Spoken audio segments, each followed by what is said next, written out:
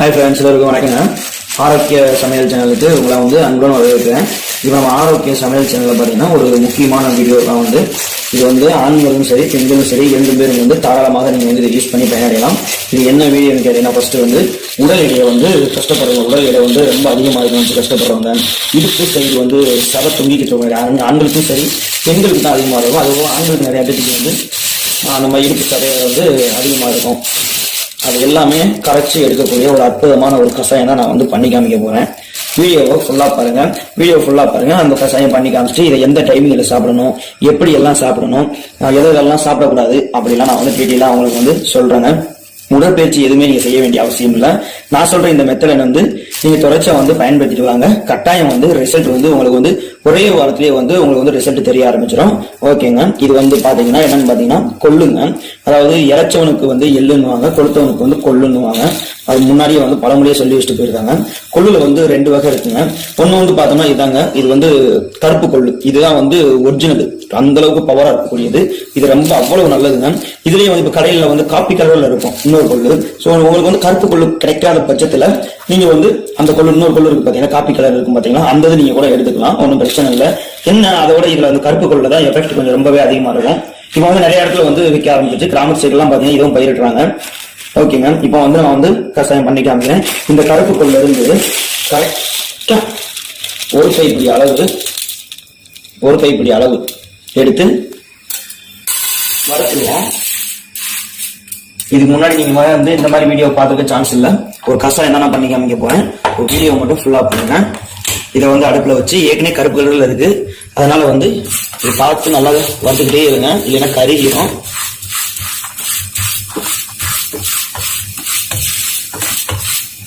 எவ்வளவோ பேர் உடல் எடை அதிகமா இருக்குன்னு சொல்லி மன உளைச்சலுக்கு ஆளாகிறாங்க. நீங்க எனக்கு உடல் எடை அதிகமா இருக்கு அப்படின்னு கவலைப்பட்டாலும் உங்களுக்கு உடல் எடை அதிகரிச்சுட்டே தான் போகும். உடல்ல தேவையில்லாத சதைகள் அங்கங்க தொங்கும் பாத்தீங்களா, கைகள்ல ஆம்சுக்கு கீழே, இடுப்பு பகுதியில, அதுக்கப்புறம் இன்னும் சொல்லிக்கிட்டே போகலாம்.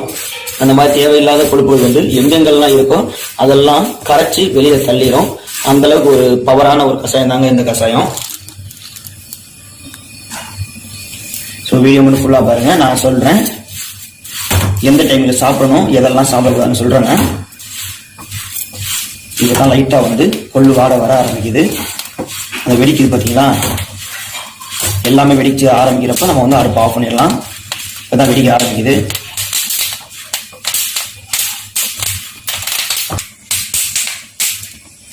இப்போ பாத்தீங்கன்னா நல்லாவே எல்லாமே வெடிக்க ஆரம்பிச்சிருச்சுங்க. இப்போ நம்ம அதாவது வெடிக்கிறப்ப கொள்ளு நம்ம வறுக்கிற பார்த்தீங்கன்னா அந்த வாடை வரும். கொள்ளுவோட வாடை நல்லா கமகமாக வர ஆரம்பிக்கும். அந்த டைம்ல நம்ம அடுப்பை ஆஃப் பண்ணிடலாம். இப்போ கொள்ளு நல்லா வறுத்தாச்சு. இது ஒரு 10 நிமிஷம் நல்லா காயட்டும், ஆற வச்சுக்குவோம்.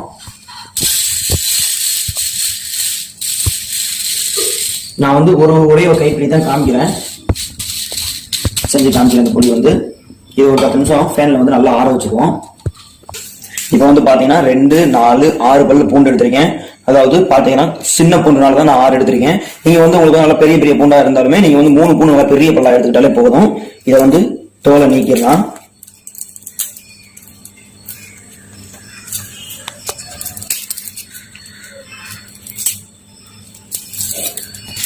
இப்போ பாத்தீங்கன்னா 6 பல்லு பூண்டு நான் உரிச்சு வச்சிட்டேன். இதை நச்சு வச்சுக்கலாம். இப்போ பாத்தீங்கன்னா இந்த மாதிரி நான் பூண்டை நச்சுக்கிட்டேன். இதை மிக்சி ஜார்ல ஆட் பண்ணிடலாம். அதுக்கப்புறம் நம்ம காய வச்சிருக்கோம் பாத்தீங்களா, கொள்ளு காணப்பயிர்னு சொல்லலாம். இந்த கொள்ளு பயிரை அப்படியே மிக்சியில மாத்திக்கலாங்க. இதை நம்ம இப்ப பொடி பண்ணிக்கலாங்க.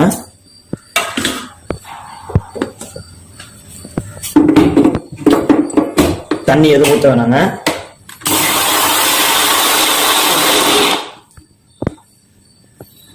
தண்ணி எதுவும் ஊத்தாம தாங்க அரைக்கணும்.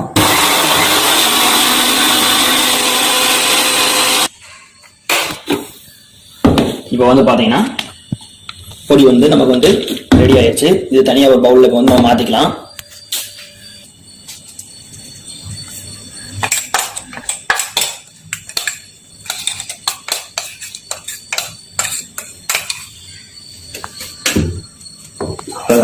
இந்த பொடி இப்போ ரெடி ஆயிடுச்சு. இப்போ பாத்தீங்கன்னா பொடி வாடை, அந்த பூண்டும் இந்த பொடியும் சேர்ந்த வாடை சூப்பரா இருக்கு. இப்போ வந்து அடுப்பு பற்ற வச்சுட்டு ஒரு 1.5 டம்ளர் வாட்டர் வந்து நம்ம சேர்த்துக்கலாம். 1 1.5 இல்லை 1.25 டம்ளர் சேர்த்துக்கலாம். இப்போ வந்து தண்ணி நல்லா ஹீட் ஆகட்டும். ஹீட் ஆகிறதுக்கு முன்னாடி கல் உப்பு இருக்கு பார்த்தீங்களா, கல் உப்பு. அந்த கல் உப்பை வந்து இதில் இருக்க கல் உப்பு தான். நான் இதை வந்து சால்ட் மாதிரி இதை வந்து வெயிலில் காய வச்சு அரைச்சி வச்சிருக்கேன். நீங்கள் இதில் வந்து கல் உப்பு சேர்த்தாதான் நல்லா இருக்கும். கிடைக்காத பட்சத்துக்கு நீங்கள் சாதாரண நார்மல் சால்ட் சேர்த்துக்கலாம்.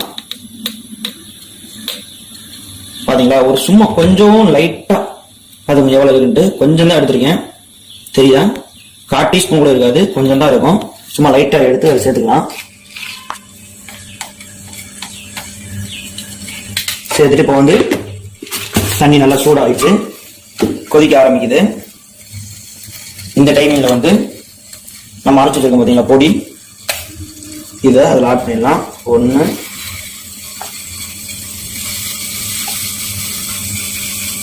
ஒரு 1.5 ஸ்பூன் வந்து பொடி ஆட் பண்ணிருக்கேன். இது நல்லா நம்ம வந்து 1.25 டம்ளர்ல 1 டம்ளர் ஊற்றிருக்கோம்லங்க தண்ணி, இது வந்து நல்லா வத்தட்டுங்க. வத்தி வந்து ஒரு 1/2 டம்ளர் வத்தட்டும். நமக்கு வந்து 3/4 டம்ளர் வாட்டர் இருந்தால் போதும். அது வரைக்கும் நீங்கள் வந்து நல்லா கொதிக்க விடுங்க, நல்லா வத்தட்டுங்க. எந்த பிரச்சனையும் இல்லை. தீயை வந்து நீங்கள் வந்து லோ ஃப்ளேமில், அதாவது லோ ஃப்ளேமில் வைக்க வேண்டிய அவசியமும் இல்லைங்க. அது வாடு கொதிச்சுக்கிட்டே இருக்கட்டும்.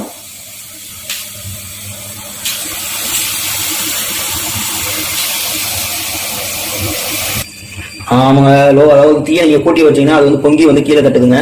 ஸோ அதனால வந்து நீங்க பக்கத்திலே இருந்து கிண்டி விட்டே இருங்க, குறைச்சுக்குள்ள வச்சுக்கோங்க லைட்டா.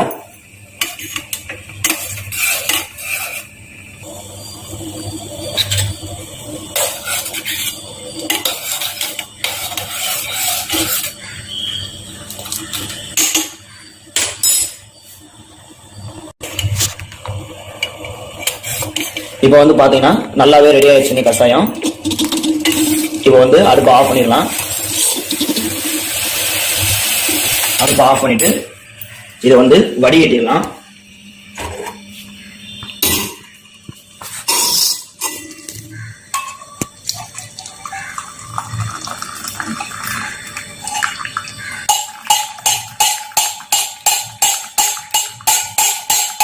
அவ்வளவுதாங்க, வடிகட்டியாச்சு.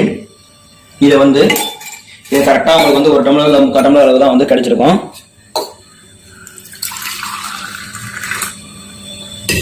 பார்த்தீங்கன்னா தெரியும், 3/4 டம்ளர் வந்து நமக்கு வந்து கிடைச்சிருக்கு. இதை வந்து நீங்கள் வந்து காலையில் டீ காஃபி குடிக்காம தினமும் வந்து காலையில் வெறும் வயிற்றுல இதை குடிச்சுக்கிட்டே வரணுங்க. இதை குடிச்சிட்டு எண்ணெயில் பொரிக்கப்பட்ட எந்த ஒரு பலகாரமா இருந்தாலும் சரி, அதுக்கப்புறம் வந்து பால் சம்பந்தப்பட்ட எந்த ஒரு பொருளா இருந்தாலும் சரி சாப்பிடவே கூடாதுங்க. ஏன்னா எல்லாமே வந்து கொழுப்பு அதிகமா நிறைஞ்சது. அப்ப நீங்க அதை சாப்பிட்டு நீங்க குடிச்சீங்கன்னா நீங்க குடிக்கிறது வேஸ்ட் தான் இந்த கஷாயம் வந்து. ஸோ அதனால வந்து பால் சம்பந்தப்பட்டது, எண்ணெயில பொரிக்கிறது, இந்த மாதிரி எதுவும் சாப்பிடாதீங்க. அவ்வளவுதாங்க. இதை வந்து பயன்படுத்தி பார்த்துட்டு உங்களுக்கு வந்து ரிசல்ட் எப்படி இருக்குன்னு சொல்லிட்டு வீடியோ கீழே வந்து கமெண்ட் பண்ணுங்க. கரெக்டா 1 வீக்லயே வந்து உங்களுக்கு வந்து ரிசல்ட் வந்து கிடைக்க ஆரம்பிச்சிருங்க. பாருங்க, இது போன்ற இன்னொரு வீடியோல உங்களை மீண்டும் சந்திக்கிறேங்க. வீடியோ பார்த்ததுக்கு ரொம்பவே நன்றி.